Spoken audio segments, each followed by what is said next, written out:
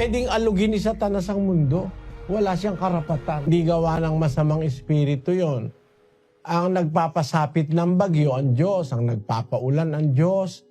Siya rin ang nagpapalindol. Basahin natin yung sa 25:32. Ganito ang sabi ng Panginoon ng mga hukbo. Narito, kasamaan ay mangyayari sa bansa at malakas na bagyo ay ibabangon mula sa kahuli-hulihang bahagi ng lupa. At ang mapapatay ng Panginoon sa araw na yaoy magiging mula sa isang dulo ng lupa hanggang sa kabilang dulo ng lupa. Sila'y hindi tataghuyan o dadamputin man o ililibing man. Sila'y magiging dumi sa ibabaw ng lupa. Yan ay pinapasapit ng Diyos dahil sa kasamaan ng tao, kapatid. Yang bagyo. Yun namang tidal wave, ang Diyos din ang gumagawa nun.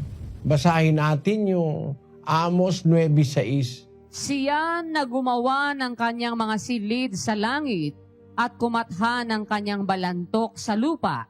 Siya na tumatawag ng tubig sa dagat at ibinubugso sa ibabaw ng lupa. Panginoon ang kanyang pangalan.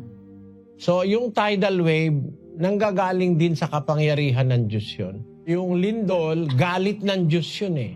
It's a manifestation of God's wrath. Basahin natin ang Job 9:5. Na siyang naglilipat ng mga bundok at hindi nila nalalaman pagka nililiglig niya sa kanyang pagkagalit. Na siyang umuuga ng lupa sa kanyang kinaroroonan at ang mga haligi nito ay nangayayanig. So yung lindol, it's a manifestation of God's wrath.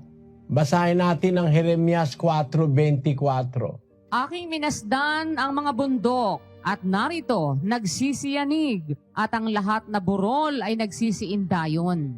Ako'y nagmasid at narito walang tao at lahat ng mga ibon sa himpapawid ay nangakatakas.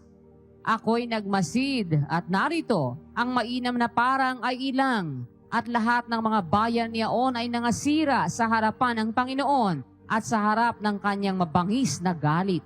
Galit ng Diyos yung pag-uga o paglindol, kapatid. Gis-gis ng Jeremias. Ngunit ang Panginoon ay tunay na Diyos. Siya ang buhay na Diyos at walang hanggang hari. Sa kanyang puot ay nayayanig ang lupa at hindi matatagalan ng mga bansa ang kanyang galit. Sa makatwid, nagpapatunay na ang lindol galing din sa Diyos. Yan ang sabi sa Biblia. Yang lindol, yang mga malalakas na natural calamities, yan ay manifestation ng galit ng Diyos dahil sa kasalanan ng tao. Ang sabi nila, likha raw ni Satanas yan. Pero ang totoo, hindi pwedeng alugin ni Satanas ang mundo. Wala siyang karapatan. Nung nakipag-usap siya sa Diyos para patunayan ng Diyos yung tungkol kay Job, nakapagpagawa siya ng malakas na hangin para mamatay yung mga anak ni Job eh. Pero yun ay sa pahintulot ng Diyos. Hindi nagagawa ni Satanas yun sa kanyang sarili.